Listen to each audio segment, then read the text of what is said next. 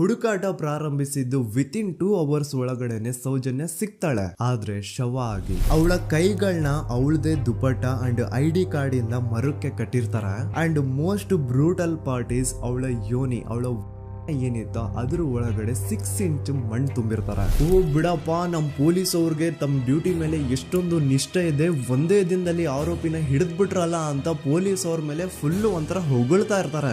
ಆದ್ರೆ ಪಾಪ ಜನರಿಗೆ ಎಲ್ಲಿ ಗೊತ್ತಿತ್ತು ಈ ಕೇಸ್ ನ ರಿಯಲ್ ಆರೋಪಿ ಬೇರೆ ಯಾರೋ ಇದಾರೆ, ಪೊಲೀಸ್ ಅವರೇ ಈ ಕೇಸ್ ನ ಮಿಸ್ಲೀಡ್ ಮಾಡೋದಕ್ಕೆ ಸುಮ್ನೆ ಸಂತೋಷ್ನ ಅರೆಸ್ಟ್ ಮಾಡಿದ್ದಾರೆ ಅಂತ. ಪೊಲೀಸ್ ಅವರು ಈ ಕೇಸ್ ಅಲ್ಲಿ ಕರಪ್ಟ್ ಆಗಿದ್ದಾರೆ, ಪೊಲೀಸ್ ಅವರೇ ಸತ್ಯ ಮುಚ್ಚಿಡ್ಲಿಕ್ಕೆ ಟ್ರೈ ಮಾಡ್ತಿದ್ದಾರೆ. ಹಾಗಾಗಿ ಈ ಕೇಸ್ ನ ಇನ್ಮುಂದೆ ಪೊಲೀಸ್ ಅವರಲ್ಲದೆ CBI ಅವರು ಇನ್ವೆಸ್ಟಿಗೇಷನ್ ಮಾಡಬೇಕು, ಈ ಕೇಸ್ ನ CBI ಒಪ್ಸಿ ಅಂತ ಅಗೇನ್ ಪ್ರೊಟೆಸ್ಟ್ ಗಳು ಸ್ಟಾರ್ಟ್ ಆಗ್ತವೆ. ಸೌಜನ್ಯ ಕೇಸ್ ಒಂದೇ ಅಲ್ಲ, ನಾರಾಯಣ ಹಾಗೂ ಯಮುನಾ ಕೇಸಲ್ಲೂ, ವೇದವಲ್ಲಿ ಕೇಸಲ್ಲೂ, ಆ ಬ್ಯಾಂಕ್ ಮ್ಯಾನೇಜರ್ ನ ಕೇಸಲ್ಲೂ ಹಾಗೂ ಪದ್ಮಲತಾ ಕೇಸಲ್ಲೂ ಸೀದಾ ಡೈರೆಕ್ಟ್ ಡೌಟ್ ಬರೋದೆ ಊರಿನ ಗೌಡ್ರ ಮೇಲೆ. ಸೌಜನ್ಯ ಕೇಸ್ ಬಿಟ್ಟು ಆ ಇನ್ನೊಂದು ಕೇಸ್ ಯಾವುದು, ಅದಕ್ಕೂ ಸಂತೋಷ್ಗೂ ಏನ್ ಸಂಬಂಧ, ಅದ್ರಲ್ಲಿ ಯಾಕೆ ಸಂತೋಷ್ನ ಪೊಲೀಸ್ ಅವರು ಫಿಟ್ ಮಾಡಿದ್ರು ಅಂತ ಪ್ರತಿಯೊಂದು ಹೇಳ್ತೀನಿ. ನಾನು ಈ ಚಾನೆಲ್ ನ ಸ್ಟಾರ್ಟ್ ಮಾಡ್ದಾಗಿಂದ one of the most requested video ಬಂದು ಸೌಜನ್ಯ ಕೇಸ್ ಬಗ್ಗೆ. ಸರಿ, ನಮ್ ದೂತ ಸಭೆಯ ಪ್ರಜೆಗಳು ಇಷ್ಟೊಂದು ಕೇಳ್ತಿದಾರಲ್ಲ, ಈ ಒಂದು ಕೇಸ್ ಬಗ್ಗೆ ವಿಡಿಯೋ ಮಾಡುವ ಅಂತ ಸೌಜನ್ಯ ಕೇಸ್ ಬಗ್ಗೆ ನಾನು ರಿಸರ್ಚ್ ಸ್ಟಾರ್ಟ್ ಮಾಡಿದೆ. ಅಂಡ್ ಟ್ರಸ್ಟ್ ಮೀ, ಎಷ್ಟೊಂದು ಕಾಂಪ್ಲೆಕ್ಸ್ ಈ ಒಂದು ಕೇಸ್ ಇದೆ ಅಂತಂದ್ರೆ ನನ್ ತಲೆನೇ ಕೆಟ್ಬಿಡ್ತು. ಬಟ್ ಡೋಂಟ್ ವರಿ, ನಿಮ್ಗಂತೂ ಪ್ರತಿ ಒಂದನ್ನ ತುಂಬಾ ಸಿಂಪಲ್ ಆಗಿ ಅರ್ಥ ಮಾಡಿಸ್ತೇನೆ. ಅನ್ಕೊಳ್ಳಿ, ಒಂದು ಊರು, ಆ ಊರಲ್ಲಿ ಒಂದು ಗೌಡ್ರ ಕುಟುಂಬ ಇದೆ. ಅಂಡ್ ಆ ಗೌಡ್ರ ಕುಟುಂಬ ತುಂಬಾನೇ ಪವರ್ಫುಲ್, ಲೈಕ್ ನಾವು ಮೂವೀಸ್ ಅಲ್ಲಿ ನೋಡ್ತೀವಲ್ಲ ಹಂಗೆ. ಸೊ ಗೌಡ್ರ ಊರು ಬಂದು ಧರ್ಮಸ್ಥಳ ಅಂತ. ಆ ಒಂದು ಊರಲ್ಲಿ ಇವ್ರಿಗೆ ಸಖತ್ ಕಂಟ್ರೋಲ್ ಇರುತ್ತೆ. ಈವನ್ ಅದೇ ಒಂದು ರೀಜನ್ ಅಲ್ಲಿ ಇರುವಂತಹ ಒಂದು ತುಂಬಾನೇ ಪಾಪ್ಯುಲರ್ ದೇವಸ್ಥಾನನು ಸಹ ಇವರೇ ಕಂಟ್ರೋಲ್ ಮಾಡ್ತಿರ್ತಾರೆ. ಆ ಒಂದು ದೇವಸ್ಥಾನ ಇಂದ ಈ ಗೌಡ್ರ ಕುಟುಂಬಕ್ಕೆ ಎಷ್ಟೊಂದು ದುಡ್ಡು ಬರ್ತಾ ಇರುತ್ತೆ ಅಂತಂದ್ರೆ, ಅದೇ ದುಡ್ಡಲ್ಲಿ ಇವರು ಬೇಜನ್ ಪ್ರೈವೇಟ್ ಪ್ರೈಮರಿ ಅಂಡ್ ಹೈಸ್ಕೂಲ್ಸ್ ನ ಸ್ಥಾಪನೆ ಮಾಡಿರ್ತಾರೆ, ಬೇಜನ್ ಪ್ರೈವೇಟ್ ಮೆಡಿಕಲ್ ಕಾಲೇಜಸ್ ಇರ್ತವೆ, ಅಂಡ್ ಬೇಜನ್ ಪ್ರೈವೇಟ್ ದೊಡ್ಡ ಹಾಸ್ಪಿಟಲ್ಸ್ ಇರ್ತವೆ. ಒಟ್ಟಲ್ಲಿ ಹೇಳ್ಬೇಕು ಅಂತಂದ್ರೆ ದುಡ್ಡಿನ ಸುರಿಮಳೆ ಇವ್ರಿಗೆ. ನೋಡಿ, ನಮ್ಮ ಭಾರತ ದೇಶದಲ್ಲಿ ಒಂದು ಕಾನೂನಿದೆ, ದ ರಿಲಿಜಿಯಸ್ ಎಂಡೋಮೆಂಟ್ ಆಕ್ಟ್ 1863 ಅಂತ. ಬೇಸಿಕಲಿ ಈ ಒಂದು ಕಾನೂನು ಏನ್ ಹೇಳುತ್ತೆ ಅಂತಂದ್ರೆ, ಭಾರತದಲ್ಲಿ ಯಾವ್ದೆಲ್ಲ ಹಿಂದೂ ಟೆಂಪಲ್ಸ್ ಇದಾವೋ ಅವೆಲ್ಲ ಗವರ್ಮೆಂಟ್ ಪ್ರಾಪರ್ಟಿ. ಆ ಹಿಂದೂ ಟೆಂಪಲ್ಸ್ ನ ಮ್ಯಾನೇಜ್ಮೆಂಟ್ ಎಲ್ಲ ಗವರ್ಮೆಂಟ್ ಕೈಗೆ ಹೋಗಿ ಗವರ್ಮೆಂಟ್ ಡಿಸೈಡ್ ಮಾಡುತ್ತೆ ಆ ಮ್ಯಾನೇಜ್ಮೆಂಟ್ ಅಲ್ಲಿ ಯಾರ್ ಕೆಲ್ಸಕ್ಕೆ ಇರಬೇಕು, ಯಾರ್ ಕೆಲ್ಸಕ್ಕೆ ಇರಬಾರ್ದು, ಅಂಡ್ ಆ ಟೆಂಪಲ್ ಇಂದ ಬರ್ತಿರುವಂತಹ ಡೊನೇಷನ್ ಅಮೌಂಟ್ ನ ಏನ್ ಮಾಡಬೇಕು ಅಂತ. ಸೊ ಈ ಒಂದು ಕಾನೂನಿನ ಪ್ರಕಾರ ಗವರ್ಮೆಂಟ್ ಇಂಡಿಯಾದಲ್ಲಿ ಇರುವಂತಹ ಆಲ್ಮೋಸ್ಟ್ ಎಲ್ಲಾ ಹಿಂದೂ ಟೆಂಪಲ್ಸ್ ನ ತನ್ನ ಕಂಟ್ರೋಲ್ ಅಲ್ಲಿ ತಗೋತಾ ಇರ್ಬೇಕಾದ್ರೆ ಗವರ್ಮೆಂಟ್ ಅಫಿಷಿಯಲ್ಸ್ ಧರ್ಮಸ್ಥಳ ಶ್ರೀ ಮಂಜುನಾಥ ದೇವಸ್ಥಾನಕ್ಕೂ ರೀಚ್ ಔಟ್ ಮಾಡ್ತಾರೆ. ಅಂಡ್ ಆಗ ಇಷ್ಟು ದಿನ ಟೆಂಪಲ್ ನ ಕಂಟ್ರೋಲ್ ಮಾಡ್ತಿದ್ದಂತಹ ಆ ಗೌಡ್ರ ಕುಟುಂಬ ಏನ್ ಹೇಳುತ್ತೆ ಗೊತ್ತಾ, ಇಲ್ಲ ಇದು ಹಿಂದೂ ಟೆಂಪಲ್ ಅಲ್ಲ, ಇದು ಜೈನ್ ಫ್ಯಾಮಿಲಿಗೆ ಬಿಲಾಂಗ್ ಮಾಡುವಂತಹ ಒಂದು ಪ್ರೈವೇಟ್ ಟೆಂಪಲ್ ಅಂತ ಹೇಳ್ತಾರೆ. ನಾನು ಇಷ್ಟು ದಿನ ಧರ್ಮಸ್ಥಳ ಶ್ರೀ ಮಂಜುನಾಥ ದೇವಸ್ಥಾನ ಒಂದು ಹಿಂದೂ ಟೆಂಪಲ್ ಅಂತ ಅನ್ಕೊಂಡಿದ್ದೆ. ಆದ್ರೆ ಈಗಷ್ಟೇ ನನಗೂ ಗೊತ್ತಾಗಿದ್ದು ಇದು ಹಿಂದೂ ಟೆಂಪಲ್ ಅಲ್ಲ, ಇದು ಒಂದು ಜೈನ್ ಫ್ಯಾಮಿಲಿಗೆ ಬಿಲಾಂಗ್ ಮಾಡುವಂತಹ ಪ್ರೈವೇಟ್ ಜೈನ್ ಟೆಂಪಲ್ ಅಂತ. ಸೊ ಹೀಗಾಗಿ ಗವರ್ಮೆಂಟ್ ಅಫಿಷಿಯಲ್ಸ್ ಏನೂ ಮಾಡಕ್ಕಾಗದೆ ಇವತ್ತಿನವರೆಗೂ ಈ ಒಂದು ಧರ್ಮಸ್ಥಳ ಶ್ರೀ ಮಂಜುನಾಥ ದೇವಸ್ಥಾನನ ಒಂದು ಪ್ರೈವೇಟ್ ಟ್ರಸ್ಟ್ ನಡೆಸ್ಕೊಂಡು ಹೋಗ್ತಿದೆ. ಅಂಡ್ ಆ ಪ್ರೈವೇಟ್ ಟ್ರಸ್ಟ್ ನ ಓನರ್ ಯಾರು, ಅದೇ ಗೌಡ್ರ ಕುಟುಂಬ. ನೋಡಿ, ನಾನು ಈ ವಿಡಿಯೋದಲ್ಲಿ ಯಾರ್ದು ರಿಯಲ್ ನೇಮ್ಸ್ ನ ಬಳಸ್ತಿಲ್ಲ. ಪ್ರೀವಿಯಸ್ಲಿ ಬೇರೆ ಯೂಟ್ಯೂಬರ್ಸ್ ತಮ್ಮ ವಿಡಿಯೋಸ್ ಅಲ್ಲಿ ರಿಯಲ್ ನೇಮ್ಸ್ ನ ಬಳಸಿದ್ದಾರೆ ಅನ್ನೋ ಒಂದೇ ಒಂದು ಕಾರಣಕ್ಕೆ ಅವ್ರ ವಿಡಿಯೋಸ್ ನ ಡಿಲೀಟ್ ಮಾಡಿಸಿದ್ದಾರೆ. ಸೊ ಅವ್ರ ಜೊತೆ ಆಗಿದ್ದು ನನ್ ಜೊತೆ ಆಗೋದ್ ಬೇಡ, ಸತ್ಯ ಮುಚ್ಚೋಗೋದು ನನ್ಗೆ ಇಷ್ಟ ಇಲ್ಲ. ಹಾಗಾಗಿ ನಾನು ಇಲ್ಲಿ ರಿಯಲ್ ನೇಮ್ಸ್ ನ ಬಳಸ್ತಿಲ್ಲ. ಆದ್ರೆ ನಾನು ಯಾರನ್ನ ಪಾಯಿಂಟ್ ಔಟ್ ಮಾಡಿ ಹೇಳ್ತಿದ್ದೀನಿ ಅನ್ನೋದು ಮಾತ್ರ ನಿಮಗೆ ತುಂಬಾ ಕ್ಲಿಯರ್ಲಿ ಅರ್ಥ ಆಗುತ್ತೆ. Don't worry.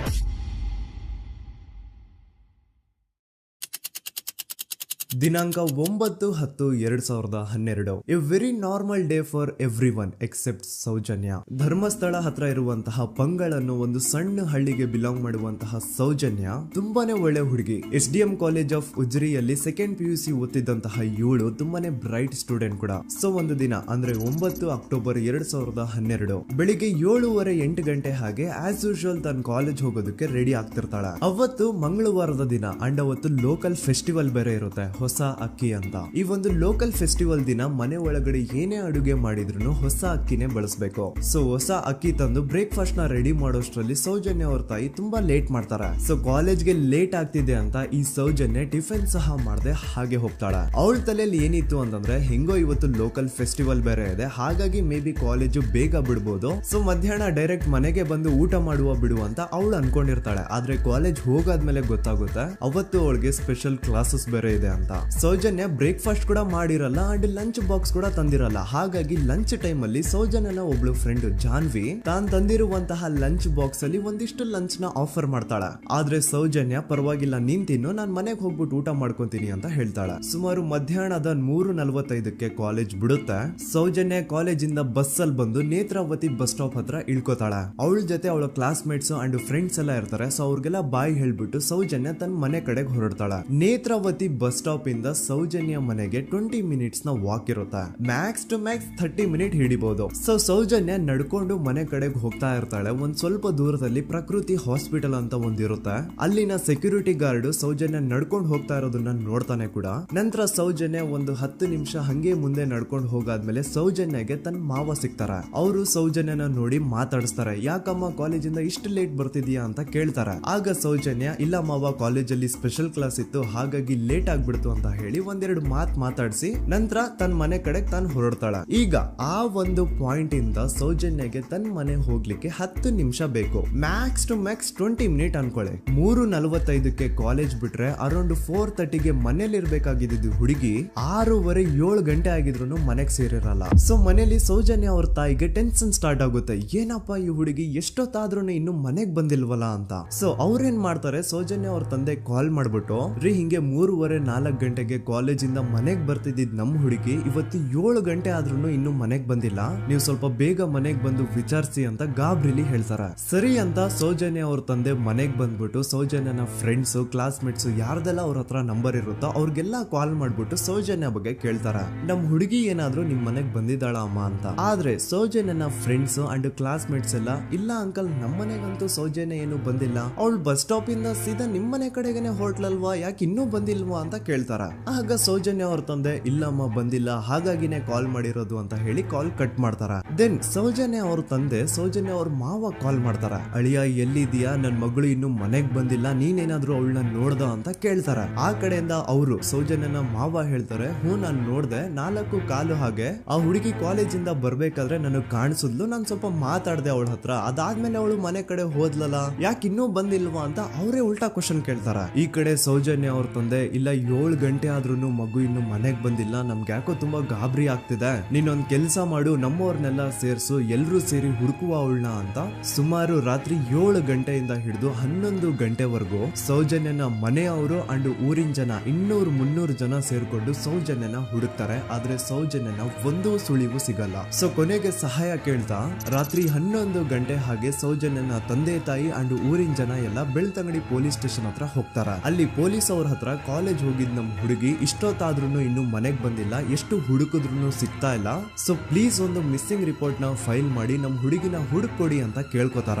ಆದ್ರೆ ಪೊಲೀಸ್ ಅವರು ಒಪ್ಪಲ್ಲ. ಇಲ್ಲ ಯಾವುದೇ ಪರ್ಸನ್ ಮಿಸ್ಸಿಂಗ್ ಆದ್ರೆ ಆಫ್ಟರ್ 24 ಅವರ್ಸ್ ಆದ್ಮೇಲೆ ರಿಪೋರ್ಟ್ ಫೈಲ್ ಮಾಡಕ್ಕಾಗೋದು. ಸೊ ನೀವ್ ಒಂದ್ ಕೆಲ್ಸ ಮಾಡಿ, ಈಗ ಮನೆಗ್ ಹೋಗಿ ನಾಳೆ ಬೆಳಿಗ್ಗೆವರೆಗೂ ನೋಡಿ, ನಾಳೆ ಬೆಳಿಗ್ಗೆವರೆಗೂ ನಿಮ್ ಮಗಳು ನಿಮ್ ಮನೆಗ್ ಬಂದಿಲ್ಲ ಅಂತಂದ್ರೆ ಆಗ ಬಂದ್ಬಿಟ್ಟು ಮಿಸ್ಸಿಂಗ್ ರಿಪೋರ್ಟ್ ನ ಫೈಲ್ ಮಾಡಿಸಿ ಅಂತ ಹೇಳಿ ಕಳಿಸ್ತಾರ. ಆಗ ಆಲ್ಮೋಸ್ಟ್ ಮಿಡ್ ನೈಟ್ ಆಗಿರೋದ್ರಿಂದ ಅಂಡ್ ಮಳೆ ಬೇರೆ ತುಂಬಾ ಜೋರಾಗಿ ಬರ್ತಾ ಇರುತ್ತೆ. ಸೊ ಈ ಸಿಚುವೇಶನ್ ಅಲ್ಲಿ ಸೌಜನ್ಯನ ಹುಡುಕ್ಲಿಕ್ಕೆ ಆಗಲ್ಲ. ನಾಳೆ ಬೆಳಿಗ್ಗೆ ಸೇರ್ಕೊಂಡು ಅಗೇನ್ ಎಲ್ರು ಸೌಜನ್ಯನ ಹುಡುಕುವ ಅಂತ ಸೌಜನ್ಯನ ಮನೆಯವರು ಅಂಡ್ ಊರಿನ ಜನ ಎಲ್ರು ತಮ್ಮ ಮನೆಗೆ ಹೋಗ್ಬಿಡ್ತಾರ. ನೆಕ್ಸ್ಟ್ ದಿನ ಅಂದ್ರೆ 10 ಅಕ್ಟೋಬರ್ 2012 ಬುಧವಾರದ ದಿನ ಬೆಳಿಗ್ಗೆ 10 ಗಂಟೆ ಹಾಗೆ ಸೌಜನ್ಯನ ಮನೆಯವರು ಅಂಡ್ ಊರಿನ 200-300 ಜನ ಸೇರ್ಕೊಂಡು ಅಗೇನ್ ಸೌಜನ್ಯಗೋಸ್ಕರ ಹುಡುಕಾಟ ಸ್ಟಾರ್ಟ್ ಮಾಡ್ತಾರ. ಹುಡುಕಾಟ ಪ್ರಾರಂಭಿಸಿದ್ದು ವಿತಿನ್ 2 ಅವರ್ಸ್ ಒಳಗಡೆನೆ ಸೌಜನ್ಯ ಸಿಗ್ತಾಳೆ. ಆದ್ರೆ ಶವ ಆಗಿ ಆ 200-300 ಊರಿನ ಜನ ಎಲ್ಲ ಸೇರ್ಕೊಂಡು ಏನ್ ಸೌಜನ್ಯನ ಹುಡುಕ್ತಾ ಇದ್ರು ಅದರಲ್ಲಿ ಯಾರೋ ಒಬ್ರಿಗೆ ಸೌಜನ್ಯನ ಮನೆಯಿಂದ ಕೇವಲ 10 ನಿಮಿಷ ದೂರದಲ್ಲಿರುವಂತಹ ಒಂದು ಹಳ್ಳನ ದಡದಲ್ಲಿ ಸೌಜನ್ಯ ಮೃತದೇಹ ಸಿಗುತ್ತಾ.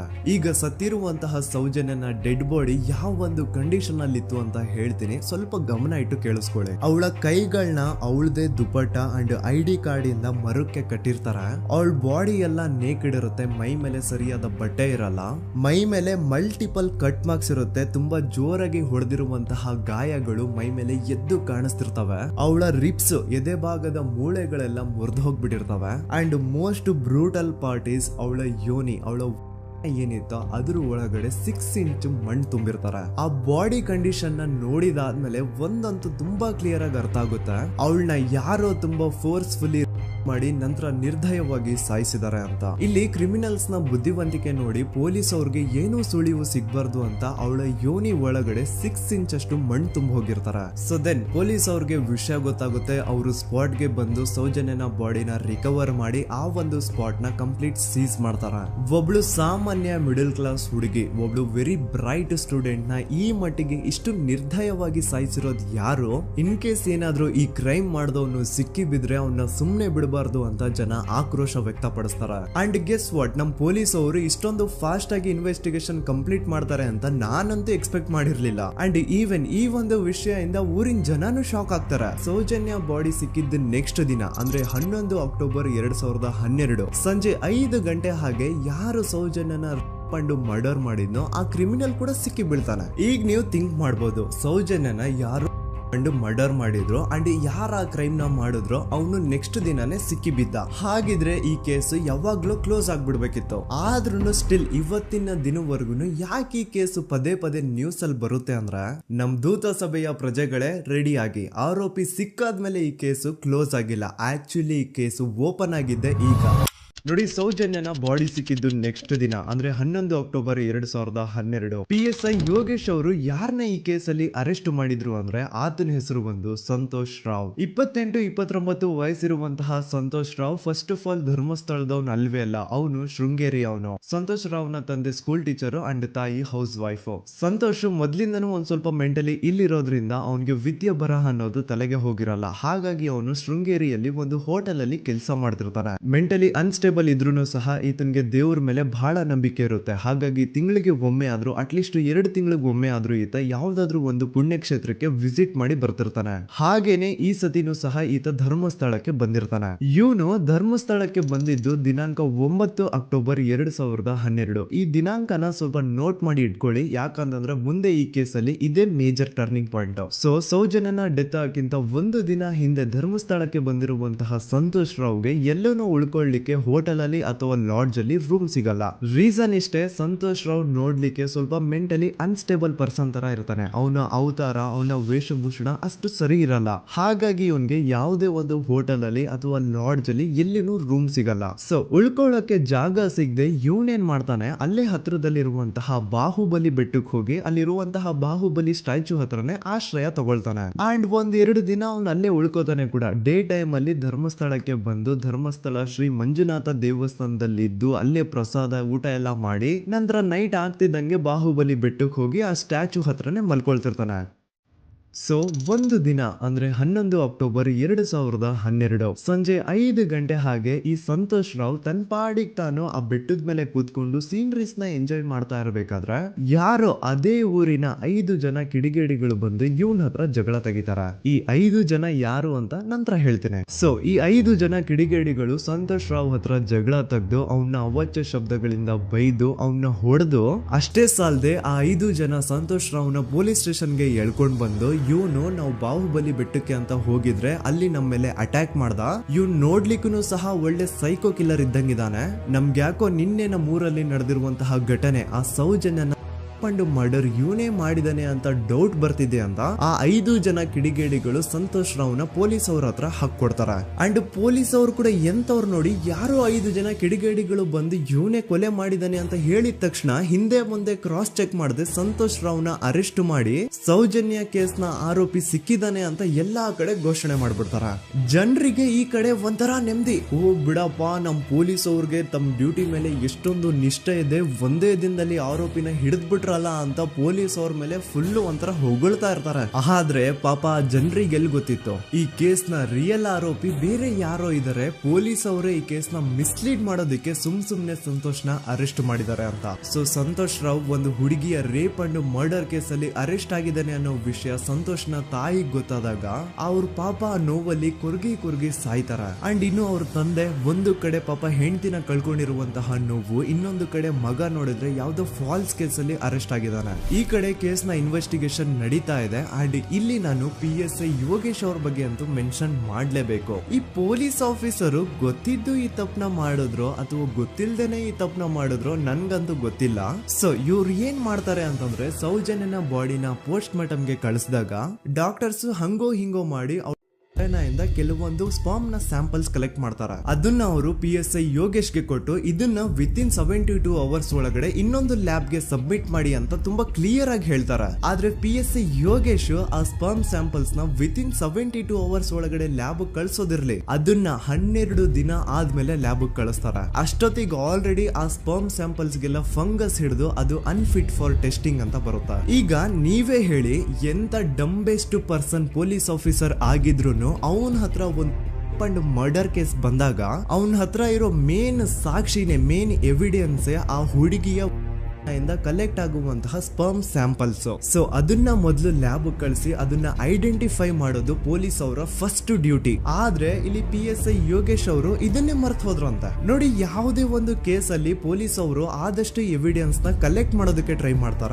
ಆದ್ರೆ ಈ ಒಂದು ಕೇಸ್ ಅಲ್ಲಿ ಮಾತ್ರ ಪೊಲೀಸ್ ಅವರು ಎವಿಡೆನ್ಸ್ ನ ಕಲೆಕ್ಟ್ ಮಾಡೋ ಬದಲಾಗಿ ಎವಿಡೆನ್ಸ್ ನ ಡಿಸ್ಟ್ರಾಯ್ ಮಾಡೋದ್ರಲ್ಲಿ ಮುಂದೆ ಇದ್ರು. ಅಷ್ಟೇ ಅಲ್ಲದೆ ಈ ಪೊಲೀಸ್ ಆಫೀಸರ್ ಸೇರ್ಕೊಂಡು ಸಂತೋಷ್ ರಾವ್ಗೆ ಸೆಲ್ ಅಲ್ಲಿ ಎಂತ ಟಾರ್ಚರ್, ಎಂತ ಹಿಂಸೆ ಕೊಡ್ತಾರೆ ಅಂದ್ರೆ ನೆನ್ಸ್ಕೊಂಡ್ರೆ ಮೈ ಜುಮ್ ಅನ್ನುತ್ತಾ. ಹೊಡಿಯೋದು, ಕೆಟ್ಟದಾಗ ಬೈಯೋದು, ಇದೆಲ್ಲ common. Most brutal parties Santosh ರಾವ್ನ ಪ್ಯಾಂಟ್ ಬಿಚ್ಚಿ ಅವನ ಪ್ರೈವೇಟ್ ಪಾರ್ಟ್ ಮೇಲೆ ಬಿಸಿ ಬಿಸಿ ಕುದೀತಾ ಇರುವಂತಹ ನೀರ್ ಚಲ್ತಾರ. ಈ ಕ್ರೈಮ್ ನೀನೇ ಮಾಡಿದ್ಯಾ ಅಂತ ಒಪ್ಕೋ, ಇಲ್ಲ ಅಂತಂದ್ರೆ ನಿನ್ನ ಸೆಲ್ ಒಳಗಡೆನೆ ಸಾಯಿಸ್ಬಿಡ್ತೀವಿ, ನಿನ್ನ ತಂದೆ ತಾಯಿ ಎಲ್ರು ಸಾಯಿಸ್ಬಿಡ್ತೀವಿ ಅಂತ ಬ್ಲಾಕ್ ಮೇಲ್ ಮಾಡ್ತಾರ. ನೋಡಿ, ಸಂತೋಷ್ ರಾವ್ ಜಾಗದಲ್ಲಿ ನನ್ನಂತ ನಿಮ್ಮಂತ ನಾರ್ಮಲ್ ಪರ್ಸನ್ ಯಾರಾದ್ರೂ ಇದ್ದಿದ್ರೆ ಪೊಲೀಸ್ ಅವರು ಕೊಡ್ತಿರುವಂತಹ ಹಿಂಸೆನ ತಡ್ಕೊಳಕ್ಕಾಗದೆ ಆ ಕ್ರೈಮ್ ಮಾಡಿಲ್ಲ ಅಂದ್ರೂ ಮಾಡಿದೀನಿ ಅಂತ ಒಪ್ಕೊಬಿಡ್ತಾ ಇದ್ವಿ. ಆದ್ರೆ ಸಂತೋಷ್ ರಾವ್ ಮೆಂಟಲಿ ಇಲ್ಲಿರೋದೇ ಅವನ್ಗೆ ಅಡ್ವಾಂಟೇಜ್ ಆಗೋಯ್ತು. ಪೊಲೀಸ್ಗಳು ಸಂತೋಷ್ ರಾವ್ಗೆ ಎಷ್ಟೇ ಹೊಡೆದ್ರು, ಎಷ್ಟೇ ಬೈದ್ರು, ಎಷ್ಟೇ ಬ್ಲಾಕ್ ಮೇಲ್ ಮಾಡಿದ್ರು ಸಂತೋಷ್ ರಾವ್ ಬಾಯಲ್ಲಿ ನಾನ್ ಈ ಕ್ರೈಮ್ ನ ಮಾಡಿಲ್ಲ ಅಂತಾನೆ ಬರುತ್ತೆ ಹೊರತು ಆ ಕ್ರೈಮ್ ನ ಅವನು ಒಪ್ಕೊಳ್ಳೋದೇ ಇಲ್ಲ. ದೆನ್ ಕೋರ್ಟ್ ಟ್ರಯಲ್ಸ್ ಸ್ಟಾರ್ಟ್ ಆಗುತ್ತೆ. ಈ ಕ್ರೈಮ್ ನ ಸಂತೋಷೇ ಮಾಡಿದಾನೆ ಅಂತ ಸೌಜನ್ಯ ಕಡೆಯ ಲಾಯರ್ ವಾದ ಮಾಡ್ತಾನೆ. ಅದಕ್ಕೆ ಆಪೋಸಿಟ್ ಆಗಿ ಸಂತೋಷ್ ರಾವ್ ಕಡೆಯಿಂದ ಒಬ್ರು ಲಾಯರ್ ಇಲ್ಲ, ಸಂತೋಷ್ ರಾವ್ ಈ ಕ್ರೈಮ್ ನ ಮಾಡ್ಲಿಕ್ಕೆ ಸಾಧ್ಯನೇ ಇಲ್ಲ ಅಂತ ವಾದ ಮಾಡ್ತಿರ್ತಾರೆ. ಅಂಡ್ ಕೋರ್ಟ್ ಇಂದ ಆಚೆಗಡೆ ಸಂತೋಷ್ ರಾವ್ ನ ಅಗೇನ್ಸ್ಟ್ ಸ್ಟೂಡೆಂಟ್ಸ್ ಪ್ರೊಟೆಸ್ಟ್ ನಡೆಯುತ್ತೆ, ಪಬ್ಲಿಕ್ ಪ್ರೊಟೆಸ್ಟ್ ನಡೆಯುತ್ತೆ. ಅರೆಸ್ಟ್ ಆಗಿರುವಂತಹ ಸಂತೋಷ್ ರಾವ್ಗೆ ಗಲ್ಲಿಗೇರಿಸ್ರಿ ಅಂತ ಅವ್ರು ಡಿಮ್ಯಾಂಡ್ ಮಾಡ್ತಿರ್ತಾರೆ. ಸೊ ಹೀಗೆ ಒಂದು 2-3 ವರ್ಷ ಕಳೆದು ಹೋಗುತ್ತೆ. ನಂತರ ಒಂದು ಕೋರ್ಟ್ ಟ್ರಯಲ್ ಅಲ್ಲಿ ಸಂತೋಷ್ ರಾವ್ ಪರವಾಗಿ ಹೋರಾಡ್ತಿದ್ದಂತಹ ಲಾಯರ್ ಯಾಕೆ ಈ ಕೇಸ್ ಅಲ್ಲಿ ಸಂತೋಷ್ ಆರೋಪಿ ಅಲ್ಲ ಅಂತ ಪ್ರೂವ್ ಮಾಡ್ಲಿಕ್ಕೆ ಕೆಲವೊಂದು ಪಾಯಿಂಟ್ಸ್ ನ ಮುಂದೆ ಇಡ್ತಾರೆ. ಅದೇನಂತಂದ್ರೆ, ಮೊದಲನೇದಾಗಿ ಸಂತೋಷ್ ರಾವ್ ಈ ಕ್ರೈಮ್ ನ ಮಾಡಿದಾನೆ ಅಂತ ಒಬ್ರು ಒಂದು ಐ ವಿಟ್ನೆಸ್ ಇರಲ್ಲ. ಇನ್ನೊಂದೇನು ಅಂತಂದ್ರೆ, ಯಾವೊಂದು ಕಂಡೀಷನ್ ಅಲ್ಲಿ, ಯಾವೊಂದು ಬ್ರೂಟಲ್ ಕಂಡೀಷನ್ ಅಲ್ಲಿ ಸೌಜನ್ಯನ ಬಾಡಿ ಸಿಕ್ಕಿತ್ತೋ ಅದನ್ನ ಗಮನದಲ್ಲಿ ಇಟ್ಕೊಂಡು ಸ್ವಲ್ಪ ಪ್ರಾಕ್ಟಿಕಲ್ ಆಗಿ ಥಿಂಕ್ ಮಾಡಿದ್ರೆ ಆ ಒಂದು ಭೀಕರ ಕ್ರೈಮ್ ನ ಒಬ್ನೇ ಮಾಡ್ಲಿಕ್ಕೆ ಸಾಧ್ಯನೇ ಇಲ್ಲ. ಇನ್ನೊಂದು ಪಾಯಿಂಟ್ ಏನು ಅಂತಂದ್ರೆ, ಸೌಜನ್ಯನ ಇಂದ ಪೊಲೀಸ್ ಅವ್ರಿಗೆ ಯಾವುದೇ ಸ್ಪರ್ಮ್ ಸ್ಯಾಂಪಲ್ ಸಿಗ್ಬಾರ್ದು ಅಂತ 6 ಇಂಚು ಅಷ್ಟು ಮಣ್ಣು ಹಾಕಿರ್ತಾರ. ಸೊ ಈಗ ನೀವೇ ಹೇಳಿ, ಮೆಂಟಲಿ ಇಲ್ಲಿರುವಂತಹ ಪರ್ಸನ್ಗೆ ಇಷ್ಟೊಂದು ಬುದ್ಧಿವಂತಿಕೆ ಇರುತ್ತಾ ಅನ್ಕೊಳ್ಳಿ. ಅಷ್ಟೊಂದು ಬುದ್ಧಿವಂತಿಕೆ ಅವ್ನಿಗಿದ್ರೂನು ಆ ಕ್ರೈಮ್ ಮಾಡಾದ್ಮೇಲೆ ಅವನ ಆ ಊರಿಂದ ಓಡ್ ಹೋಗ್ಬೋದಾಗಿತ್ತು. ಆದ್ರೆ ಮತ್ತ್ಯಾಕೆ ಅವನು ಅದೇ ಊರಲ್ಲೇ ಇರ್ತಾನೆ. ಅಂಡ್ ಸೌಜನ್ಯ ಕೊನೆಯದಾಗಿ ಪ್ರಕೃತಿ ಹಾಸ್ಪಿಟಲ್ ಮುಂದ್ಗಡೆಯಿಂದ ನಡ್ಕೊಂಡು ಹೋಗ್ತಾ ಇರ್ಬೇಕಾದ್ರೆ ಆ ಪ್ರಕೃತಿ ಹಾಸ್ಪಿಟಲ್ ನ ಸೆಕ್ಯೂರಿಟಿ ಗಾರ್ಡ್ ನೋಡ್ತಾನೆ. ಅಂಡ್ ಪ್ರಕೃತಿ ಹಾಸ್ಪಿಟಲ್ ನ ಆಚೆಗಡೆ CCTV ಕ್ಯಾಮೆರಾನು ಇರುತ್ತೆ. ಸಡನ್ಲಿ ಆ CCTV ಫುಟೇಜ್ ಕೂಡ ಕಾಣೆ ಆಗ್ಬಿಡುತ್ತಾ. ಇನ್ನೊಂದೇನು ಅಂತಂದ್ರೆ, ಸೌಜನ್ಯ ಮರ್ಡರ್ ಆಗಿದ್ದು ನೆಕ್ಸ್ಟ್ ದಿನಾನೇ ಪೊಲೀಸ್ ಅವರು ಆರೋಪಿನ ಹಿಡಿದ್ರು. ಸೊ ಹಾಗಿದ್ದಾಗ ಆ ಕಲೆಕ್ಟ್ ಮಾಡಿರುವಂತಹ ಸ್ಪರ್ಮ್ ಸ್ಯಾಂಪಲ್ಸ್ ನ ಲ್ಯಾಬ್ ಗೆ ಕಳಿಸಿ ಇವನೇ ಆರೋಪಿ ಅಂತ ಕನ್ಫರ್ಮ್ ಮಾಡೋ ಬದಲಾಗಿ ಯಾಕೆ ಪೊಲೀಸ್ ಅವರು ಆ ಸ್ಪರ್ಮ್ ಸ್ಯಾಂಪಲ್ಸ್ ನ ತಮ್ಮ ಹತ್ರನೇ ಇಟ್ಕೊಂಡು 12 ದಿನವರೆಗೂ ಅದಕ್ಕೆ ಫಂಗಸ್ ಹಿಡಿಯೋವರೆಗೂ ಕಾದು ಆಮೇಲೆ ಅದನ್ನ ಲ್ಯಾಬ್ ಕಳಿಸಿದ್ರು. ಅಂಡ್ ಮೇನ್ ಇಂಪಾರ್ಟೆಂಟ್ ಆಗಿ ಸಂತೋಷ್ ರಾವ್ಗೆ ಒಂದು ಗುಪ್ತ ರೋಗ ಇರುತ್ತೆ, ಅದೇ ಫಿಮೋಸಿಸ್ ಅಂತ. ಈ ಕಾಯಿಲೆ ಏನು ಅಂತ ನಾನು ಈ ವಿಡಿಯೋದಲ್ಲಿ ಡೀಟೇಲ್ಡ್ ಆಗಿ ಎಕ್ಸ್ಪ್ಲೈನ್ ಮಾಡ್ಲಿಕ್ಕೆ ಆಗಲ್ಲ. ಜಸ್ಟ್ ತಿಳ್ಕೊಳ್ಳಿ, ಈ ಒಂದು ಕಾಯಿಲೆ ಇರೋರು ಇಂಟಿಮಸಿ ಮಾಡ್ಲಿಕ್ಕೆ ಆಗಲ್ಲ. ಇನ್ ಕೇಸ್ ಮಾಡಿದ್ರು ಅವರು ಸುಖ ಅಲ್ಲ ನರಕ ಕಾಣ್ತಾರ. ಸೊ ಇಷ್ಟೆಲ್ಲ ವ್ಯಾಲಿಡ್ ಪಾಯಿಂಟ್ಸ್, ಇಷ್ಟೆಲ್ಲ ಫ್ಯಾಕ್ಟ್ಸ್ ಕಣ್ ಮುಂದೆ ಇರಬೇಕಾದ್ರೆ ಸ್ಟಿಲ್ ಪೊಲೀಸ್ ಅವರು ಯಾಕೆ ಈ ಕ್ರೈಮ್ ನ ಸಂತೋಷ್ ರಾವೇ ಮಾಡಿದಾನೆ ಅಂತ ಇವನ್ ಹಿಂದೆ ಬಿದ್ದಿದ್ದಾರೆ.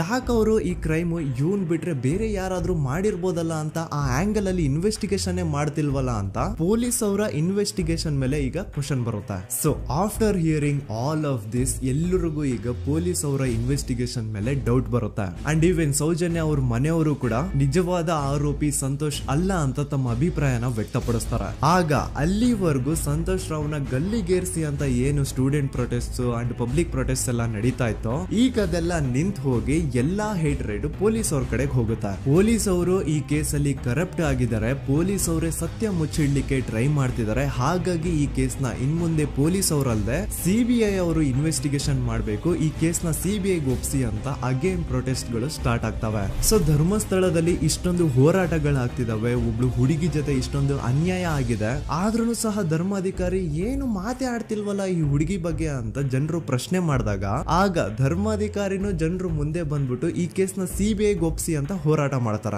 ನಂತರ ಈ ಒಂದು ಕೇಸು ಪೊಲೀಸ್ ಅವರಿಂದ ಸಿಬಿಐ ಕೈಗೆ ಹೋಗುತ್ತೆ. ಸಿಬಿಐ ಕೈಗೆ ಹೋಗಿದ ತಕ್ಷಣ ಇಲ್ಲೇನು ಸತ್ಯ ಹೊರಗೆ ಬಂದಿಲ್ಲ. ಆ ಸಿಬಿಐ ಅವರು 3-4 ವರ್ಷ ಟೈಮ್ ತಗೊಂಡು ಮತ್ತೆ ಈ ಒಂದು ಕೇಸ್ ನ ರೀ ಇನ್ವೆಸ್ಟಿಗೇಷನ್ ಮಾಡ್ತಾರ.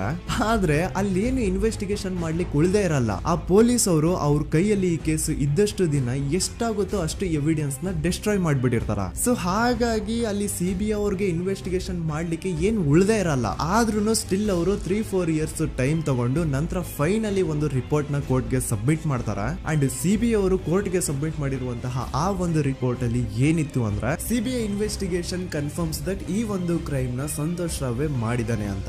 ಆದ್ರೆ ಐರಾನಿ ಈಸ್ ಇದೇ ಒಂದು ರಿಪೋರ್ಟ್ ಅಲ್ಲಿ ಇವ್ರು ಏನ್ ಹೇಳ್ತಾರೆ ಅಂದ್ರೆ ಅವ್ರಿಗೆ ಯಾವುದೇ ತರ ಎವಿಡೆನ್ಸ್ ಸಿಕ್ಕಿಲ್ಲ ಅಂತ. ಯಾಕಂದ್ರೆ ಈ ಸೌಜನ್ಯ ಕೇಸ್ ಪೊಲೀಸ್ ಅವ್ರ ಕೈಯಲ್ಲಿ ಇದ್ದಾಗ ಪೊಲೀಸ್ ಅವರು ತಮ್ಮ ನಿರ್ಲಕ್ಷ್ಯದಿಂದ ಎಲ್ಲಾ ಎವಿಡೆನ್ಸ್ ನ ಕಳ್ಕೊಂಡ್ಬಿಟ್ಟಿರ್ತಾರ. ಅಂತದ್ರಲ್ಲಿ ಯಾವ ಒಂದು ಆಧಾರದ ಮೇಲೆ ಇವರು ಸಂತೋಷ್ ರಾವ್ ಈ ಕ್ರೈಮ್ ನ ಮಾಡಿದ್ದಾರೆ ಅಂತ ಕ್ವಶನ್ ಮಾಡಿದಾಗ ಸಿಬಿಐ ಅವ್ರ ಕಡೆಯಿಂದ ನೋ ಆನ್ಸರ್. ನೋಡಿ, ಮೊದ್ಲು ಈ ಒಂದು ಕೇಸ್ ನ ಪೊಲೀಸ್ ಅವರು ಇನ್ವೆಸ್ಟಿಗೇಷನ್ ಮಾಡಿ ನಂತರ ಈ ಒಂದು ಕೇಸು ಸಿಬಿಐ ಅವ್ರ ಕೈಗೆ ಹೋಗಿ ಅವರು 3-4 ವರ್ಷ ಟೈಮ್ ತಗೊಂಡು ಇನ್ವೆಸ್ಟಿಗೇಷನ್ ಮಾಡಿ ದೆನ್ ಫೈನಲ್ ರಿಪೋರ್ಟ್ ನ ಕೋರ್ಟ್ ಗೆ ಸಬ್ಮಿಟ್ ಮಾಡೋಷ್ಟ್ರಲ್ಲಿ ಸುಮಾರು 5-6 ವರ್ಷ ಕಳೆದು ಹೋಗಿರುತ್ತೆ. ಅಂಡ್ ಸ್ಟಿಲ್ ಈ ಒಂದು ಕೇಸ್ ಅಲ್ಲಿ ಏನೂ ಕನ್ಕ್ಲೂಷನ್ ಸಿಕ್ಕಿರಲ್ಲ. ಎವ್ರಿ ಇಯರ್ ಸೌಜನ್ಯನ ಬರ್ತ್ಡೇ ಇದ್ದಾಗ ಅಥವಾ ತಿಥಿ ಇದ್ದಾಗ ಅವಳನ್ನ ನೆನೆಸ್ಕೊಂಡು ಅವಳ ಹೆಸರಲ್ಲಿ public protest and student protest ನಡೀತಾನೆ ಇರ್ತವೆ. ಸೊ ಒಂದು ದಿನ ಈ ಒಂದು ಪ್ರೊಟೆಸ್ಟ್ ಗಳ ನ್ಯೂಸ್ ಗಿರೀಶ್ ಮುಟ್ಟಣ್ಣನವರ ಗಮನಕ್ಕೆ ಬರುತ್ತೆ. ಯಾರೀ ಗಿರೀಶ್ ಮುಟ್ಟಣ್ಣನವರ ಅಂದ್ರೆ ಇವರು very honest X police man. ನೀವು ನಂಬಲ್ಲ, ಇವ್ರು ಪೊಲೀಸ್ ಆಫೀಸರ್ ಇದ್ದಾಗ ಪಬ್ಲಿಕ್ ಅಲ್ಲಿ ಒಬ್ಬ MLA ಹೊಡೆದಿರ್ತಾರ. ಅಷ್ಟೇ ಅಲ್ಲ, ಪೊಲೀಸ್ ಡಿಪಾರ್ಟ್ಮೆಂಟ್ ಅಲ್ಲಿ ಕರಪ್ಷನ್ ಇದೆ, ಕರಪ್ಷನ್ ಇದ್ದಿದ್ ಕಡೆ ನಾನ್ ಇರಲ್ಲ ಅಂತ ಹೇಳ್ಬಿಟ್ಟು ತಮ್ಮ ಪೊಲೀಸ್ ಡ್ಯೂಟಿನ ಬಿಟ್ಬಿಟ್ಟು ಈಗ ಸಮಾಜದಲ್ಲಿ ಏನೇ ಅನ್ಯಾಯ ಆಗಿದ್ರು ಅದ್ರ ಅಗೇನ್ಸ್ಟ್ ವಾಯ್ಸ್ ರೈಸ್ ಮಾಡ್ತಿದಾರ. ಸೊ ಈ ಗಿರೀಶ್ ಮುಟ್ಟಣ್ಣನವರಿಗೆ ಸೌಜನ್ಯ ಕೇಸ್ ಬಗ್ಗೆ ಗೊತ್ತಾದಾಗ ಅವ್ರಿಗೆ ಈ ಕೇಸು ತುಂಬಾನೇ ಕಾಡುತ್ತೆ.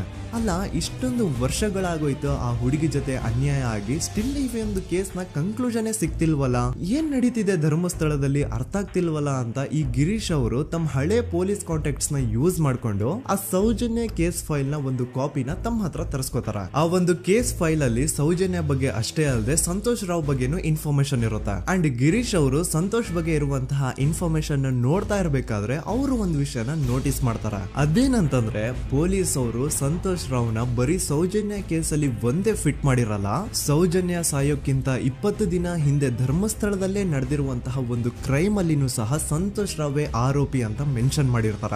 ಸೊ ಸೌಜನ್ಯ ಕೇಸ್ ಬಿಟ್ಟು ಆ ಇನ್ನೊಂದು ಕೇಸ್ ಯಾವುದು, ಅದಕ್ಕೂ ಸಂತೋಷ್ಗೂ ಏನ್ ಸಂಬಂಧ, ಅದ್ರಲ್ಲಿ ಯಾಕೆ ಸಂತೋಷ್ನ ಪೊಲೀಸ್ ಅವರು ಫಿಟ್ ಮಾಡಿದ್ರು ಅಂತ ಪ್ರತಿಯೊಂದು ಹೇಳ್ತೀನಿ. ಆದ್ರೆ ನಾನಿಲ್ಲಿ ಯಾರ್ದು ರಿಯಲ್ ನೇಮ್ಸ್ ನ ಬಳಸಲ್ಲ. ಯಾಕಂದ್ರೆ ಮುಂದೆ ಕೇಸಲ್ಲಿ ತುಂಬಾ ದೊಡ್ಡ ಪವರ್ಫುಲ್ ವ್ಯಕ್ತಿಗಳ ಹೆಸರುಗಳು ಬರ್ತವೆ. ಅಂಡ್ ನನ್ ವಿಡಿಯೋ ಯೂಟ್ಯೂಬ್ ಇಂದ ಡಿಲೀಟ್ ಆಗೋದು ನನ್ಗೆ ಇಷ್ಟ ಇಲ್ಲ. ಹಾಗಾಗಿ ನಾನಿಲ್ಲಿ ಯಾರ್ದು ರಿಯಲ್ ನೇಮ್ಸ್ ನ ಬಳಸ್ತಿಲ್ಲ. ಬಟ್ ಯಾರ ಬಗ್ಗೆ ಹೇಳ್ತಿದ್ದೀನಿ ಅಂತ ಒಂದ್ ಸ್ವಲ್ಪ ನೀವೇ ಅರ್ಥ ಮಾಡ್ಕೊಳ್ಳಿ.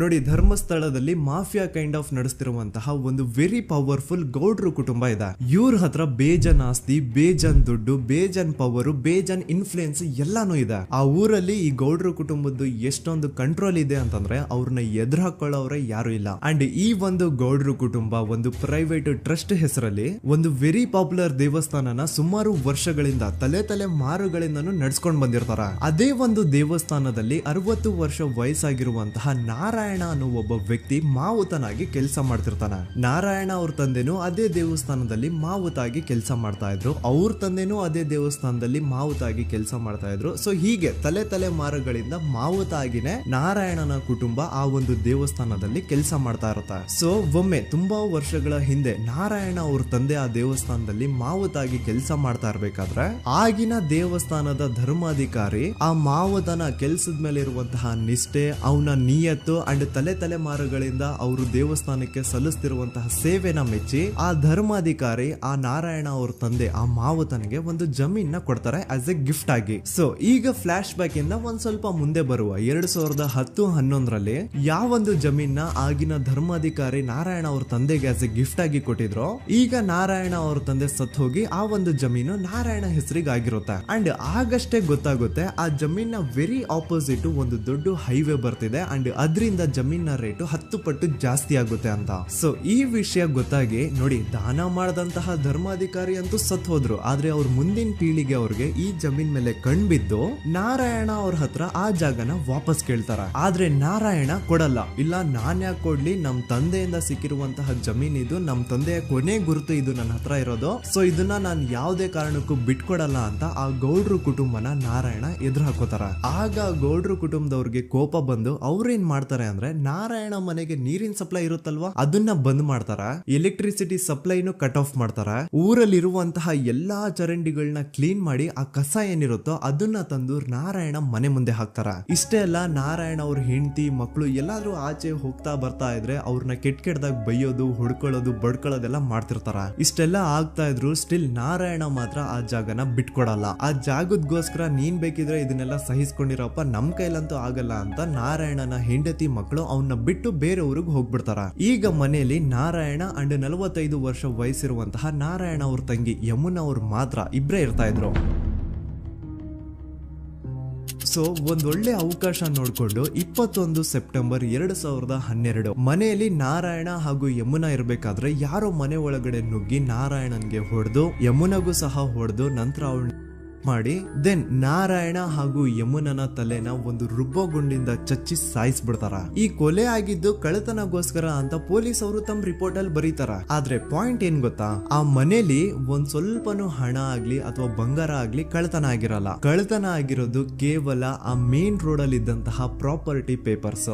ಎಂತ ಕೋಇನ್ಸಿಡೆನ್ಸ್ ನೋಡಿ, ಯಾವ ಒಂದು ಜಮೀನಿನ ಪತ್ರ ನಾರಾಯಣ ಮನೆಯಿಂದ ಕಳ್ಳತನ ಆಗಿದ್ವೋ ಅದೇ ಒಂದು ಜಮೀನಲ್ಲಿ 10 ವರ್ಷ ಆದ ನಂತರ ಒಂದು ದೊಡ್ಡ ಹೋಟೆಲ್ ಸ್ಥಾಪನೆ ಆಗುತ್ತೆ ಅಂಡ್ ಆ ಹೋಟೆಲ್ ನ ಇನಾಗ್ರೇಷನ್ ಗೆ ಚಿಕ್ಕ ಗೌಡ್ರು ಬರ್ತಾರ. ಸೊ ಈಗೇನು ನಾರಾಯಣ ಹಾಗೂ ಯಮುನನ ಕೊಲೆ ಆಗಿದ್ಯೋ ಇದಾಗಿದ್ದು 20 ದಿನ ಆದ್ಮೇಲೆ ಸೌಜನ್ಯ ಜೊತೆ ಅಂತ ನಿರ್ದಯ ಘಟನೆ ಆಗಿದ್ದು. ಸೊ ಪೊಲೀಸ್ ಅವರು ಸೌಜನ್ಯ ಕೇಸಲ್ಲಿ ಸಂತೋಷ್ ರಾವ್ನ ಫಿಟ್ ಮಾಡೋದಲ್ದೆ ಈ ಒಂದು ನಾರಾಯಣ ಹಾಗೂ ಯಮುನಾ ಕೇಸಲ್ಲೂ ಸಹ ಸಂತೋಷ್ ರಾವ್ನೆ ಫಿಟ್ ಮಾಡಿರ್ತಾರ. ಇಲ್ಲಿ ಡೇಟ್ಸ್ ನ ಸ್ವಲ್ಪ ನೆನ್ಪಿಟ್ಕೊಳ್ಳಿ. ನಾರಾಯಣ ಹಾಗೂ ಯಮುನನ ಕೊಲೆ ಆಗಿದ್ದು 21 ಸೆಪ್ಟೆಂಬರ್ 2012 ಅಂಡ್ ಸಂತೋಷ್ ರಾವ್ ಧರ್ಮಸ್ಥಳ ಬಂದಿದ್ದು 9 ಅಕ್ಟೋಬರ್ 2012, 20 ದಿನ ಆದ್ಮೇಲೆ. ಸೊ ನಾರಾಯಣ ಹಾಗೂ ಯಮುನನ ಕೊಲೆ ಆದಾಗ ಊರಲ್ಲೇ ಇಲ್ದೆ ಎಲ್ಲೋ ಶೃಂಗೇರಿಯಲ್ಲಿ ಯಾವುದೋ ಒಂದು ಹೋಟೆಲ್ ಅಲ್ಲಿ ಕೆಲಸ ಮಾಡ್ತಿದ್ದಂತಹ ಸಂತೋಷ್ ರಾವ್ ಹೇಗೆ ಈ ಒಂದು ಕೇಸಲ್ಲಿ ಆರೋಪಿ ಆಗ್ತಾನೆ? ಸೊ ಇದೇ ಒಂದು ಪಾಯಿಂಟ್ ನ ನೋಟಿಸ್ ಮಾಡಿ ಗಿರೀಶ್ ಮುಟ್ಟಣ್ಣನವರು ಧರ್ಮಸ್ಥಳಕ್ಕೆ ಬಂದು ಸಂತೋಷ್ ನ ಲಾಯರ್ ಜೊತೆ ಡಿಸ್ಕಸ್ ಮಾಡ್ತಾರ. ದೆನ್ ಫೈನಲಿ ಏನೋ ತಪ್ಪು ಮಾಡದೆ ಸುಳ್ಳು ಆರೋಪಗಳಿಂದ ಕರಪ್ಟ್ ಪೊಲೀಸ್ ಆಫೀಸರ್ಸ್ ನ ಮಿಸ್ಲೀಡಿಂಗ್ ಇನ್ವೆಸ್ಟಿಗೇಷನ್ ಇಂದ ಸಂತೋಷ್ ರಾವ್ ತನ್ನ ಜೀವನದ 8-10 ವರ್ಷನ ಜೈಲಲ್ಲಿ ಕಳೆದು ಫೈನಲಿ ರಿಲೀಸ್ ಆಗ್ತಾನೆ. ಒಂಥರ ಈ ಕೇಸಿಂದ ಸಂತೋಷ್ ರಾವ್ನ ಇಡೀ ಲೈಫ್ ಸ್ಪಾಯ್ಲ್ ಆಗೋಯ್ತು. ಈಗ ಸಂತೋಷ್ ರಾವ್ ರಿಯಲ್ ಆರೋಪಿ ಅಲ್ಲ ಅಂತ ಕೋರ್ಟ್ ಅಲ್ಲಿ ಪ್ರೂವ್ ಆಯ್ತು. ಹಾಗಿದ್ರೆ ರಿಯಲ್ ಆರೋಪಿ ಯಾರು? ಪೊಲೀಸ್ ಅವರು ಯಾಕೆ ಕೇಸಲ್ಲಿ ಇಷ್ಟೊಂದು ಅನ್ಫೇರ್ ಇನ್ವೆಸ್ಟಿಗೇಷನ್ ಮಾಡಿದ್ರು? ಯಾರ ರಿಯಲ್ ಹೆಸರನ್ನ ಮುಚ್ಚಿಡ್ಲಿಕ್ಕೆ ಪೊಲೀಸ್ ಆಫೀಸರ್ಸ್ ಈ ಒಂದು ಕೇಸಲ್ಲಿ ಸಂತೋಷ್ ರಾವ್ನ ಸಿಗ್ಹಾಕ್ಸಿದ್ರು? ಇದೆಲ್ಲ ಥಿಂಕ್ ಮಾಡ್ತಾ ಹೋದ್ರೆ ನೋಡಿ ಆ ಊರಲ್ಲಿ ಆ ಪೊಲೀಸ್ ಆಫೀಸರ್ಸ್ಗೆ ಲಂಚ ಕೊಡೋಷ್ಟು, ಒಂದು ಪೊಲೀಸ್ ಇನ್ವೆಸ್ಟಿಗೇಷನ್ ನ ಸ್ಟಾಪ್ ಮಾಡೋಷ್ಟು ಅಥವಾ ಆ ಇನ್ವೆಸ್ಟಿಗೇಷನ್ ನ ಮಿಸ್ಲೀಡ್ ಮಾಡೋಷ್ಟು ಇನ್ಫ್ಲುಯೆನ್ಸ್ ಆಗ್ಲಿ, ಪವರ್ ಆಗ್ಲಿ ಅಥವಾ ಮನಿ ಆಗ್ಲಿ ಊರಿನ ಗೌಡ್ರು ಹತ್ರ ಮಾತ್ರ ಇದ್ದಿದ್ದು. ಸೊ ಈಗ ಸಂಶಯದ ಮುಳ್ಳು ಗೌಡ್ರು ಕಡೆ ತಿರುಗುತ್ತಾ ನೋಡಿ. ಪೊಲೀಸ್ ಅವರು ಸುಮ್ನೆ ಸಂತೋಷ್ ರಾವ್ನ ನಾರಾಯಣ ಹಾಗೂ ಯಮುನಾ ಕೇಸಲ್ಲಿ ಫಿಟ್ ಮಾಡಿದ್ರು. ಈಗ ಆ ಒಂದು ಕೊಲೆ ಪ್ರಕರಣಕ್ಕೂ ಸಂತೋಷ್ ರಾವ್ಗೂ ಏನು ಸಂಬಂಧನೇ ಇರ್ಲಿಲ್ಲ. ಹಂಗೆ ಥಿಂಕ್ ಮಾಡಿ ನಾರಾಯಣ ಸತ್ರೆ ಅಥವಾ ಅವನ ತಂಗಿ ಯಮುನಾ ಸತ್ರೆ ಯಾರಿಗ ಅಡ್ವಾಂಟೇಜ್ ಆಗುತ್ತೆ? ಊರಿನ ಗೌಡ್ರಿಗೆ, ಯಾಕಂದ್ರೆ ಅವ್ರಿಗ ಜಮೀನ್ ಸಿಗುತ್ತಾ. ಸೊ ಈಗ ನಾರಾಯಣ ಹಾಗೂ ಯಮುನಾ ಕೇಸಲ್ಲಿ ಸಂತೋಷ್ ರಾವ್ ಆರೋಪಿ ಅಲ್ಲ ಅಂತ ಪ್ರೂವ್ ಆದ್ಮೇಲೆ ಹಾಗಿದ್ರೆ ಆ ಕೊಲೆ ಮಾಡ್ದವ್ರು ಯಾರು ಅಂತ ಹಾಗೆ ಥಿಂಕ್ ಮಾಡಿದ್ರೆ ಗಿರೀಶ್ ಮುಟ್ಟಣ್ಣನವರಿಗೆ ಆ ಊರಿನ ಗೌಡ್ರ ಮೇಲೆ ಡೌಟ್ ಬರುತ್ತೆ. ಅದೇ ಒಂದು ಡೌಟ್ ಅಲ್ಲಿ ಗಿರೀಶ್ ಮುಟ್ಟಣ್ಣನವರು ಮಹೇಶ್ ತಿಮ್ರೊಡ್ಡಿ ಅಂತ ಇನ್ನೊಬ್ರ ಜೊತೆ ಸೇರ್ಕೊಂಡು ಈ ಹಿಂದೆ ಆ ಒಂದು ಊರಲ್ಲಿ ಆ ಧರ್ಮಸ್ಥಳದಲ್ಲಿ ಈ ಊರಿನ ಗೌಡ್ರು ಯಾವ್ದಾವ್ದೆಲ್ಲ ಕ್ರೈಮ್ಗಳು ಮಾಡಿದಾರೆ ಅಂತ ಊರಿನ ಜನರಿಂದ ತಿಳ್ಕೊತಾರ. ನಂತರ ಆ ಊರಿನ ಜನ ಯಾವ್ದಾವ್ದೆಲ್ಲ ಮ್ಯಾಟರ್ಸ್ ಹೇಳಿದ್ರು ಆ ಕೇಸ್ ಫೈಲ್ಸ್ ನೆಲ್ಲ ತಿರುಗಿಸಿ ಮುರುಗಿಸಿ ನೋಡಿದಾಗ ನೀವು ನಂಬಲ್ಲ, ಸೌಜನ್ಯ ಕೇಸ್ ಏನೇನು ಅಲ್ಲ, ಅದಕ್ಕಿಂತ ಭೀಕರ ಕೊಲೆಗಳು ಧರ್ಮಸ್ಥಳದಲ್ಲಿ ಆಗಿವೆ ಅಂಡ್ ಎಲ್ಲಾ ಕೊಲೆಗಳ ಹಿಂದೆ ಗೌಡ್ರು ಕುಟುಂಬದ್ದೇ ಕೈ ಇದೆ ಅಂತ ಎದ್ದು ಕಾಣಿಸುತ್ತೆ. 1977 ವೇದಾವಲ್ಲಿ ಕೇಸ್. ಧರ್ಮಸ್ಥಳ ಹತ್ತಿರ SDM ಪ್ರೈಮರಿ ಅಂಡ್ ಹೈಸ್ಕೂಲ್ ಅಂತ ಒಂದು ಸ್ಕೂಲ್ ಇರುತ್ತೆ. ಅಂಡ್ ಈ ಒಂದು ಪ್ರೈವೇಟ್ ಸ್ಕೂಲ್ ಬೇರೆ ಯಾರ್ದು ಅಲ್ಲ, ಆ ಗೌಡ್ರು ಕುಟುಂಬದ. ಈ ಸ್ಕೂಲ್ ಅಲ್ಲಿ 1977 ಅಲ್ಲಿ ವೇದಾವಲ್ಲಿ ಅಂತ ಒಬ್ರು ಟೀಚರ್ ವರ್ಕ್ ಮಾಡ್ತಿರ್ತಾರ. ವೇದಾವಲ್ಲಿ ಆ ಟೀಚರ್ ಜಾಬ್ಗೆ ತುಂಬಾನೇ ಓವರ್ ಕ್ವಾಲಿಫೈಡ್. ಅವರ ಕ್ವಾಲಿಫಿಕೇಶನ್ಸ್ ನ ಗಮನದಲ್ಲಿ ಇಟ್ಕೊಂಡ್ರೆ ಅವ್ರಿಗೆ HM ಅಥವಾ ಪ್ರಿನ್ಸಿಪಲ್ ನ ಪೋಸ್ಟ್ ಸಿಗ್ಬೇಕು. ಆದ್ರೂ ಸಹ ವೇದಾವಲ್ಲಿ ಆಸ್ ಎ ಟೀಚರ್ ಆಗಿನೇ ಕೆಲಸ ಮಾಡ್ಕೊಂಡು ಹೋಗ್ತಿರ್ತಾರ. ಒಮ್ಮೆ ಏನಾಗುತ್ತೆ, ಸ್ಕೂಲ್ ಅಲ್ಲಿ ಪ್ರಿನ್ಸಿಪಲ್ ನ ಪೋಸ್ಟ್ ಖಾಲಿ ಆಗುತ್ತೆ ಅಂಡ್ ಆ ಒಂದು ಪೋಸ್ಟ್ ಗೆ ಎಲ್ರು ಏನ್ ಅನ್ಕೊಳ್ತಾರೆ, ವೇದಾವಲ್ಲಿನೇ ಸೆಲೆಕ್ಟ್ ಮಾಡೋದು ಅಂತ. ಆದ್ರೆ ವೇದಾವಲ್ಲಿಯ ಕ್ಯಾಸ್ಟ್ ಬೇರೆ ಇದೆ ಅನ್ನೋ ಒಂದೇ ಒಂದು ಕಾರಣಕ್ಕೆ ಆ ಪ್ರಿನ್ಸಿಪಲ್ ನ ಪೋಸ್ಟ್ ವೇದಾವಲ್ಲಿಗೆ ಸಿಗದೆ ಬೇರೆ ಯಾರನ್ನೋ ತಂದು ಕೂರಿಸ್ಬಿಟ್ಟಿರ್ತಾರ. ಇದರಿಂದ ಟೀಚರ್ ವೇದಾವಲ್ಲಿಗೆ ತುಂಬಾ ಕೋಪ ಬಂದು ಅವ್ರ ಸ್ಕೂಲ್ ಮುಂದೆ ಪ್ರೊಟೆಸ್ಟ್ ಮಾಡೋದ್ ಸ್ಟಾರ್ಟ್ ಮಾಡ್ತಾರ. ಅಂಡ್ ಈ ವಿಷಯ ಸ್ಕೂಲ್ ನ ಓನರ್ಸ್ ಗೆ ಇಷ್ಟ ಆಗಲ್ಲ. ಸೊ ಅವರು ಆ ಕೋಪನ ಹಾಗೆ ಮನ್ಸಲ್ಲಿ ಇಟ್ಕೊಂಡಿರ್ತಾರ.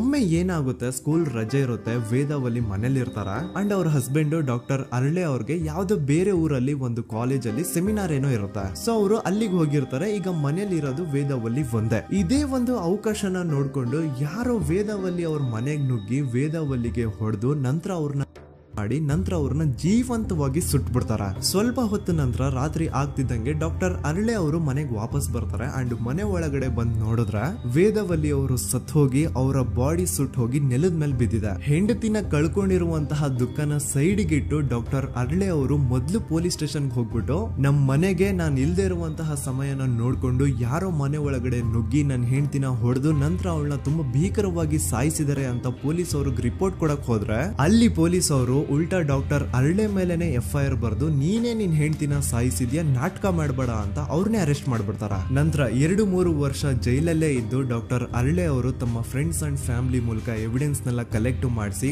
ತಾನ ಕೊಲೆನ ಮಾಡಿಲ್ಲ, ತನ್ನ ಹೆಂಡತಿನ ಸಾಯಿಸಿಲ್ಲ ಅಂತ ಕೋರ್ಟ್ ಅಲ್ಲಿ ಪ್ರೂವ್ ಮಾಡ್ಕೊಂಡು ಜೈಲಿಂದ ರಿಲೀಸ್ ಆಗ್ತಾರ. ಸೊ ಈಗ ಡಾಕ್ಟರ್ ಅರಳೆ ಅವರು ಈ ಒಂದು ಕ್ರೈಮ್ ನ ಮಾಡಿಲ್ಲ ಅಂತಂದ್ರೆ ವೇದಾವಲ್ಲಿನ ಅಷ್ಟು ಭೀಕರವಾಗಿ ಸಾಯಿಸಿದವ್ರು ಯಾರು, ಈ ವಿಷಯ ಇವತ್ತಿನವರೆಗೂ ಗೊತ್ತಾಗಿಲ್ಲ. 1986 ಅಲ್ಲಿ ನಡೆದಂತಹ ಪದ್ಮಲತಾ ಕೇಸ್. ಪದ್ಮಲತಾ ಅವ್ರ ತಂದೆ ಕಮ್ಯುನಿಸ್ಟ್ ಪಾರ್ಟಿನ ಲೀಡರ್ ಇರ್ತಾರೆ. ಅವ್ರ ರಿಯಲ್ ನೇಮ್ ಏನು ಅಂತ ನಮಗ್ ಗೊತ್ತಾಗಿಲ್ಲ, ಬಟ್ ಈ ವಿಡಿಯೋದಲ್ಲಿ ಅವ್ರ ಹೆಸರು ಲಕ್ಷ್ಮಣ್ ಅಂತ ಅನ್ಕೊಳ್ಳಿ. ಸೊ ಕಮ್ಯುನಿಸ್ಟ್ ಪಾರ್ಟಿನ ಲೀಡರ್ ಇರುವಂತಹ ಲಕ್ಷ್ಮಣ್ ಅವ್ರಿಗೆ ಊರಲ್ಲಿ ತುಂಬಾನೇ ಸಪೋರ್ಟ್ ಇರುತ್ತೆ. ಊರಿನ ಜನರ ಫೇವ್ರೇಟ್ ಇರ್ತಾರೆ ಇವರು. ಅಂಡ್ ಅದೇ ವರ್ಷ ಅಂದ್ರೆ 1986 ಅಲ್ಲಿ ಪಂಚಾಯತ್ ಎಲೆಕ್ಷನ್ ಬೇರೆ ಇರುತ್ತೆ ಅಂಡ್ ಎಲ್ರಿಗೂ ಗೊತ್ತಿತ್ತು ಲಕ್ಷ್ಮಣೆ ಗೆಲ್ಲೋದು ಅಂತ. ಆ ಪಂಚಾಯತ್ ಎಲೆಕ್ಷನ್ ಅಲ್ಲಿ ಲಕ್ಷ್ಮಣ್ ಆಪೋಸಿಟ್ ಗೌಡ್ರಿಗೆ ತುಂಬಾ ಬೇಕಾಗಿರೋರು ಒಬ್ರು ನಿಂತಿರ್ತಾರ ಅಂಡ್ ಅವ್ರಿಗೂ ಗೊತ್ತಿತ್ತು ಎಲೆಕ್ಷನ್ ಏನಾದ್ರು ಆದ್ರೆ ಲಕ್ಷ್ಮಣ ಎಲೆಕ್ಷನ್ ಅಲ್ಲಿ ಗೆಲ್ಲೋದು ಅಂತ. ಸೊ ಎಲ್ಲಿ ಸೋತೋಗ್ಬಿಡ್ತೀವೋ ಅನ್ನೋ ಭಯಕ್ಕೆ ಆ ಗೌಡ್ರು ಕಡೆ ಅವ್ರು ಏನ್ ಮಾಡ್ತಾರೆ, ಲಕ್ಷ್ಮಣ್ ಅಪ್ರೋಚ್ ಮಾಡಿ ಮುಚ್ಕೊಂಡು ಈ ಪಂಚಾಯತ್ ಎಲೆಕ್ಷನ್ ಅಲ್ಲಿ ನಿನ್ ನಾಮಿನೇಷನ್ ನ ಕ್ಯಾನ್ಸಲ್ ಮಾಡು ಅಂತ ವಾರ್ನಿಂಗ್ ಕೊಡ್ತಾರ. ಆದ್ರೆ ಲಕ್ಷ್ಮಣ್ ಅವರು ಅಂಜದೆ ನೀವ್ ಏನ್ ಮಾಡ್ತಿರೋ ಮಾಡ್ಕೊಳ್ರಿ, ಆದ್ರೆ ನಾನ್ ಮಾತ್ರ ನಾಮಿನೇಷನ್ ನ ಕ್ಯಾನ್ಸಲ್ ಮಾಡಲ್ಲ ಅಂತ ಆ ಗೌಡ್ರು ಕುಟುಂಬನ ಎದುರು ಹಾಕೋತಾರ. ದೆನ್ ಎಂತ ಕೋಇನ್ಸಿಡೆನ್ಸ್ ನೋಡಿ, ನೆಕ್ಸ್ಟ್ ಡೇನೆ ಲಕ್ಷ್ಮಣ್ ಅವ್ರ ಮಗಳು ಪದ್ಮಲತಾ ಕಿಡ್ನಾಪ್ ಆಗ್ತಾಳ. ಸುಮಾರು 56 ದಿನ ಅವಳನ್ನ ಯಾರೋ ಕಿಡ್ನಾಪ್ ಮಾಡ್ತಾರೆ ಅಂಡ್ ಆ 56 ದಿನ ಡೈಲಿ ಅವಳನ್ನ ಶೋಷಣೆ ಕೂಡ ಮಾಡ್ತಾರ. ನಂತರ 56 ದಿನ ಆದ್ಮೇಲೆ ಪದ್ಮಲತನ ಬಾಡಿ ನೇತ್ರಾವತಿ ನದಿಲಿ ತೇಲ್ತಾ ಸಿಗುತ್ತಾ. ಆಸ್ ಎಕ್ಸ್ಪೆಕ್ಟೆಡ್ ಈ ಕೇಸಲ್ಲೂ ಪೊಲೀಸ್ ಅವ್ರ ಕಡೆಯಿಂದ ಪ್ರಾಪರ್ ಇನ್ವೆಸ್ಟಿಗೇಷನ್ ಆಗಲ್ಲ ಅಂಡ್ ಯಾರ್ ಪದ್ಮಲತನ ಕಿಡ್ನಾಪ್ ಮಾಡಿದ್ರು, ಯಾರು ಅವಳನ್ನ 15 ದಿನವರೆಗೂ ಶೋಷಣೆ ಮಾಡಿ ನಂತರ ಅವಳನ್ನ ಅಷ್ಟು ಭೀಕರವಾಗಿ ಸಾಯಿಸಿದ್ರು ಅಂತ ಇವತ್ತಿನ ದಿನದವರೆಗೂ ಗೊತ್ತಾಗಿಲ್ಲ. ಮತ್ತೆ ನಮಗೆ ಗೊತ್ತಾದದು 22ಕ್ಕೆ ಸ್ಕೂಲ್ ಡೇ 56 ದಿನ ಕಳೆದು ಹೊಳೆಯಲ್ಲಿ ಏನೋ ಒಂದು ಕೇಳಿ ಪೊಲೀಸಿನವರು ಬರುವಾಗ ಬಂದು ಹೇಳುವಾಗ ನಮಗೆ ಗೊತ್ತಾದ. ಅವರು ನನ್ನನ್ನು ಕರ್ಕೊಂಡೋಗಿ ಅಲ್ಲಿ ಹೋಗಿದೆ.